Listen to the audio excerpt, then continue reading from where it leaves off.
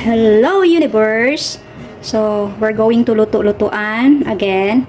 Ito po yung kalabasa and ito yung broccoli, then ito yung upo. Oo, slice ko na yung upo. Ayan, slice ko na yan. Tapos meron tayong talong, meron tayong maliliit na isda, bulinaw man siguro ni. Wala pa na akong hugasan. And then the minced garlic and minced ginger. Hindi po ako gumagamit ng sibuyas. So, yan ang aking lutuin ngayon para sa aming lunch. And of course, may lugaw na ako dito. Itong lugaw ko is nilagyan ko na siya ng carrots na ginadgad ko. Tapos mayroon siyang garlic. Nilagyan ko siya ng 3 pirasong garlic and luya. Ito yung kay Alaga. Ipakain ko kay Alaga. Super healthy for her long life. Of course, sa akin naman is mayroon naman din akong kanin dito, di ba? Hindi magpahuli yung kanin. Kanin is life. So, magluto-lutuan po tayo ngayon. So, mag-start po tayo ng ating luto-lutuan sa ating gulay. First, unahin ko yung broccoli at saka this is my own version only, ha? Kung ano yung pumasok sa utak ko na lutuin, maaari namin kainin ni Alaga. So, yun na yun, lulutuin ko. But the truth is, hindi po ako perfect sa pagluto-lutuan. Wala akong alam sa luto-lutuan, pero gawa ng utak ko, meron akong alam. So, unahin natin yung ginger. Minced ginger. Pabanguhin muna natin. Hindi ako gumagamit ng onion. Ayan lang. Less gastos ba? Ayan. Hina-hina lang natin yung apoy. Then, i-mix natin yung ating garlic.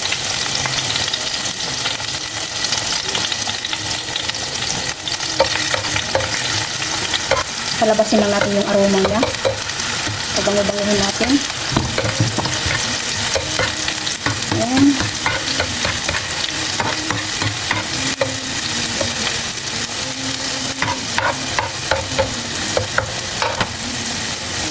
Diba yung lugaw ko, super healthy yan.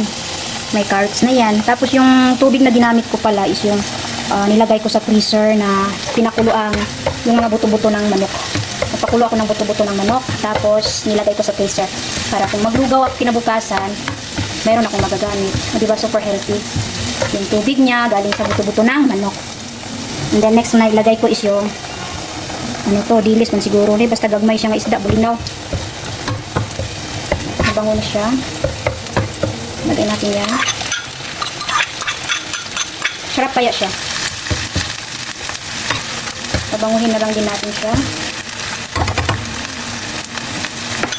Bango siya, bango. Ari ko.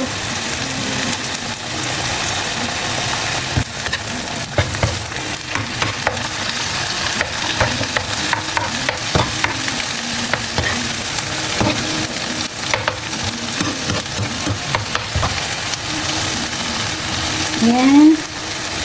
Hindi ko na i-cut-cut yung video ko para medyo mahaba-haba din siya pag na-upload. Hindi ko na siya kinakat. Gusto ko mag-live sana sa YouTube kasi parang hayaan mo na lang ganito muna ako.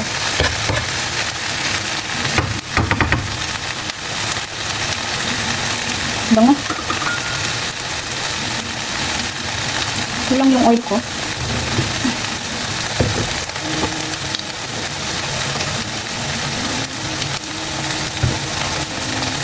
Sabi, sarap ng lugaw din.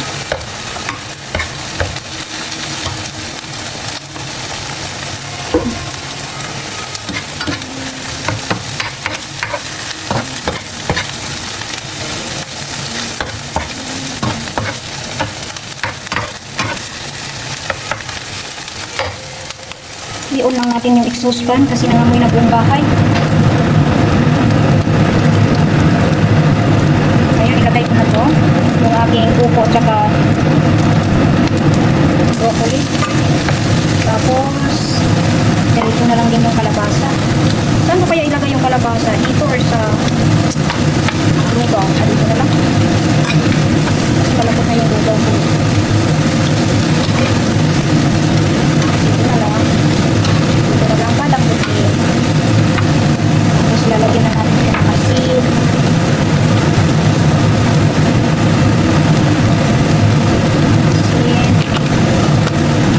Wala ko maraming seasoning dito sa bahay. Diyos ko po.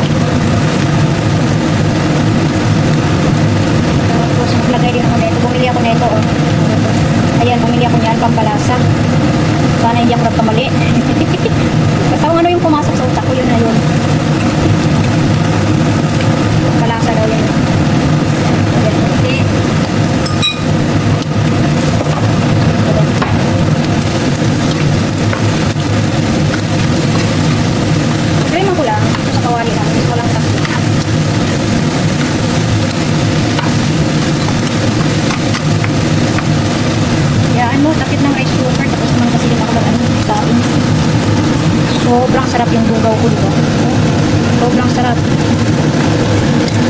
Lambot niya. Tapos itong ano, ayan, masarap din to yung garlic. Ayan, lambot-lambot na din ni garlic. Diba, marami din benefits si garlic. Ayan. Pwede din siya. Kailangan ko pagluto palagi ng healthy food para sa ating anak.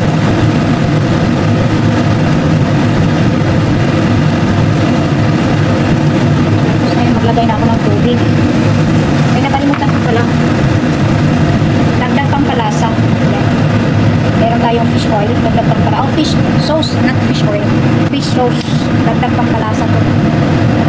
Okay lang. Mamaya maalat na.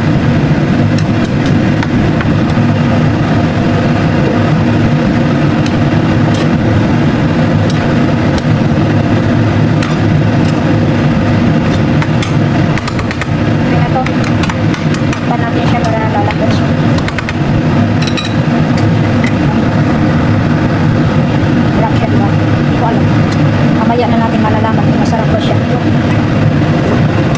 Takip ko is takip sa rice cooker. Hindi magkasya. Okay na yan. Tapos yung lugaw ko, tikman natin. Ang lasang lugaw. Kasi malambot na yung rice. Manamis-tamis yan. Ang dahil doon sa sabaw ng buto-buto ng manok and sa carrots. Yan. Ay hindi pala ako gumagamit ng ano. Hindi ako gumagamit ng paminta kasi ayaw niya laga yung mga maanghang-anghang. Gumagamit din ako ng luya, kunti lang. Yan muna at yun ay tatakpan muna natin. Luto na tong ating upo at saka kalabasa. Madami-dami din siya pero kasya na namin yan. Ayan. Sarap na yan. Simple lang talaga yung luto-lutuan namin.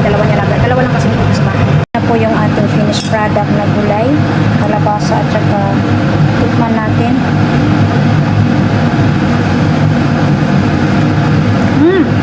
Sarap.